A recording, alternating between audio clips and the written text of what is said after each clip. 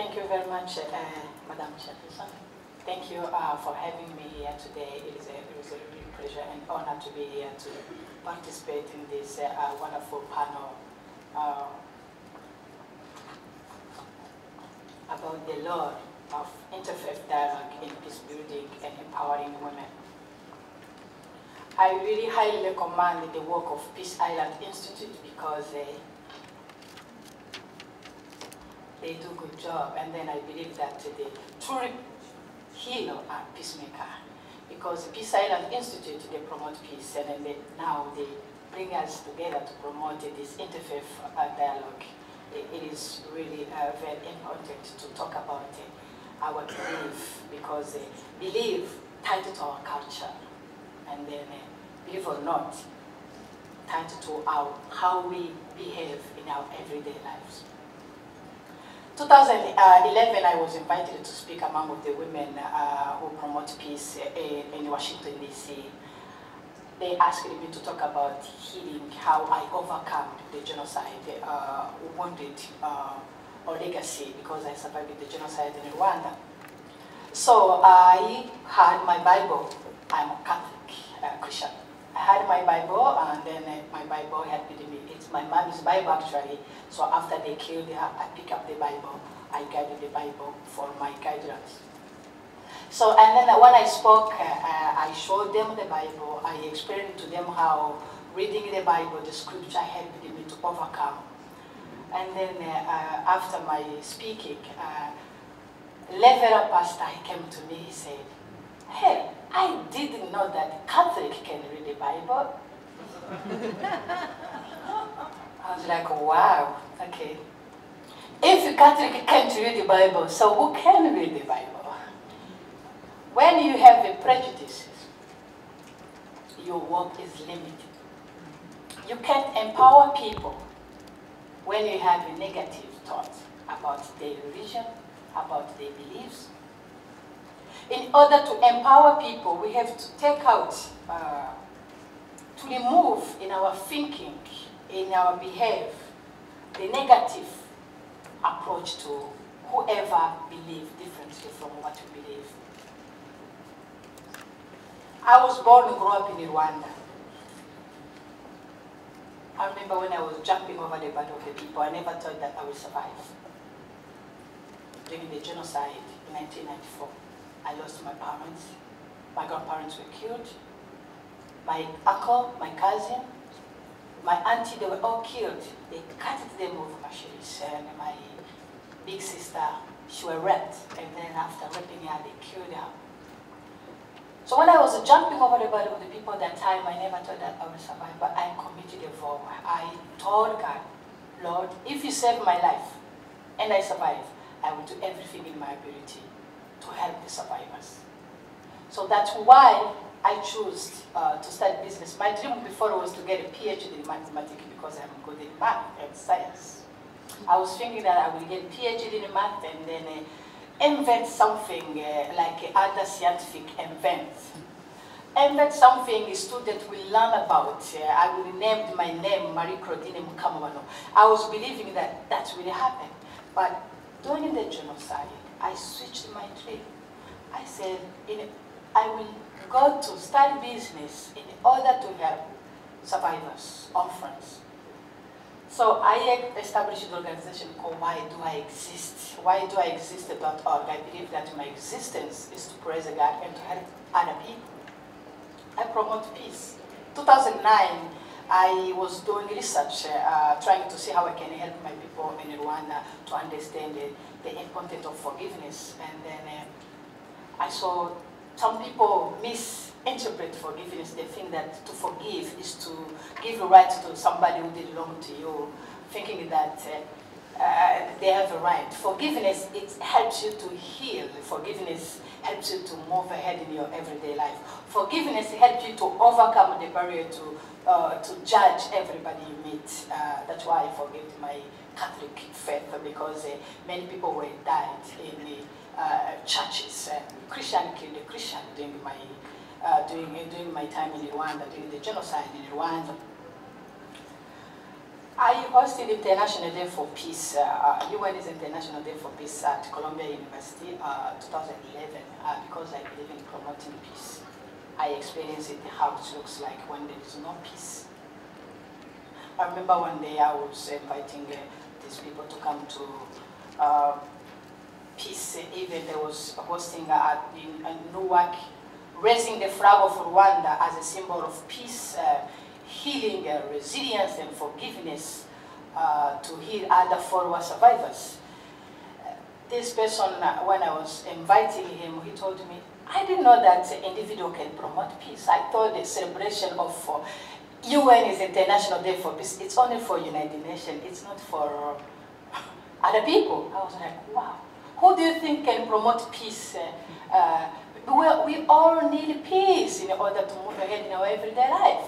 Peacemaker or peace builder or everybody who get involved in promoting peace are not only staff of United Nations. They can't do everything by their own. We need to come up together to promote peace. And then I believe that the world will become more peaceful place when women are more family or are more getting involved in policy making. Because the women are more family oriented. There is less ego about who is better than who when women are in power. Women are more protective of their family and concerned about the future of their children, the next generation. Women care about the people because they consider the population as their own children. In my experience during the genocide in Rwanda, I saw many men were killing people, were killing women, were killing children. Women and children were the ones who were suffering more than anybody else. If more women are giving the power to learn things, there will be less confrontation and less aggregation.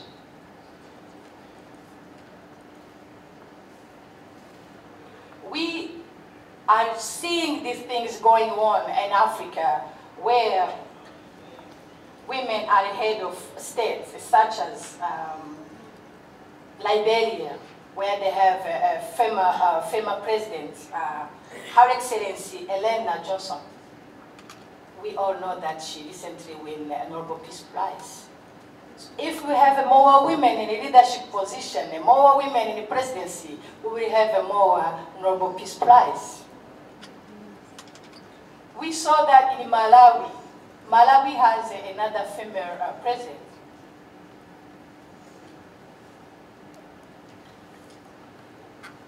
A wise grandma can learn, govern peaceful a country more than a young man who's trying to prove that he's tough.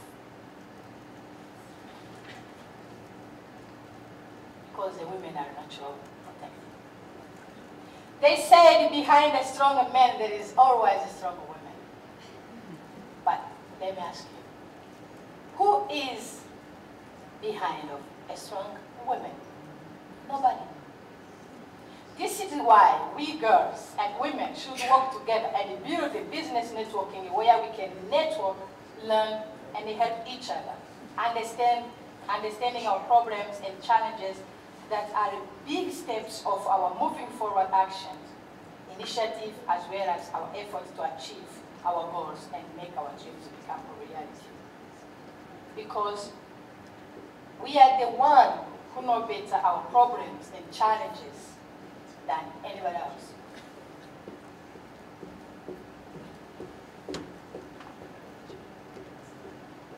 We can also easily find a solution when we are working together in peace and harmony as sisters.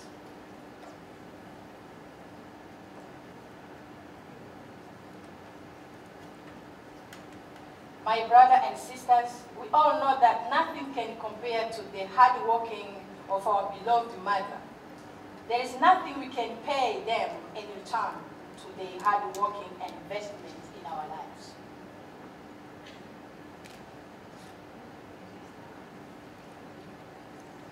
This is is why I didn't love my mom. Because when I was under 5 years old, I was jumping, you know how children make noise and sing. I heard the women were telling my mom that you should discipline, make your child sit down. And then my mom told them, no, let my child express herself. Let my child live. I know my child, she's smart, and then I know if I die, she will survive. That gave me courage to stand up, to have a self-esteem, to believe that my mom, she believed in me. So the mother here tonight, show your children that you believe in them because they will become better people. To my brothers and sisters here who are still having your mother, please go there. Give them a big hug. Tell them that you love them because they work hard for you. To my sisters everywhere in the world, remember God, our Heavenly Father, Allah, Almighty, trusted us enough to the point He gave us the power and strength to bury a baby in our womb. And He gave the life to humanity. So therefore, never allow anybody to put you down. Never allow anybody to tell you that you can't make it. Because you are smart, you will make it. Dear sister, have you ever wondered why God didn't give to men the opportunity and the power to give birth to children? Prove that. Ask a man if he can handle to bear a child for 9 months. The man will reply a big no to you. This is to show you how unfortunate we are. We are blessed where the children are. So we need to take advantage of this.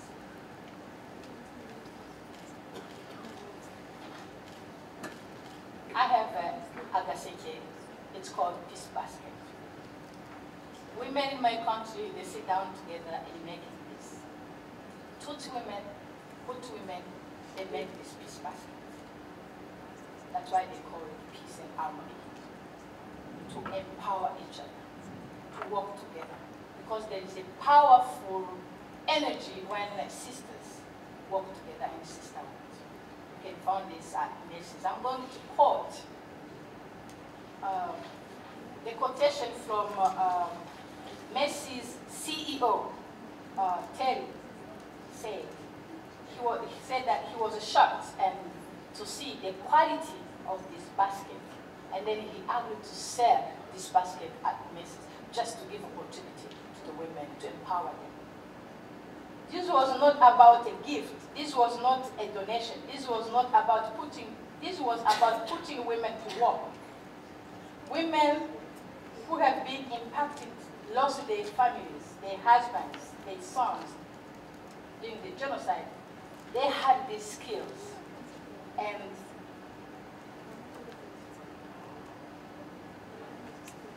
this was just translating the skills into a product that could be sold to create a living for these women. So there is a man who willing to invest in women, to help them, to empower them. Women, don't feel that you are alone. Look, Director of Global Affairs at Peace Island Institute. He's the one who invited us to come here. He's a man, but he cares about empowering women. So women, we are not alone. Girls, we are not alone. There is really gentlemen who's willing to invest their time and then even their finance to help us to move ahead in our everyday lives. I will end up with 2 points. One is about financial education for women and girls. We all know that women, we work really hard, and then we do unpaid jobs. I will really highly recommend NGOs, civil society, to help women on a grassroots level to understand finance, to understand the budget, to understand to budgetize not only money and then also time. Because in marketing, we learn that time is a no recovery asset. When we waste time, it's not easy to we bring in that back. And then also in marketing, we learn that when you invest $1, you have to bring 4 back. So this is really a raising awareness. Civil society should take it seriously to educate women and girls about business. We need to learn business basics. Yes, we have women in leadership. We have women in policy making. We need more women also in helping us to understand business, because it's all about business. It's all about learning management skills. I'm working now to bridge the gap between successful women and then less successful ones, because there is a big gap between those women. If we can bring women, successful women, help them explain or do like a mentoring program to less successful ones, that will elevate and help grassroots level women and sisters to grow.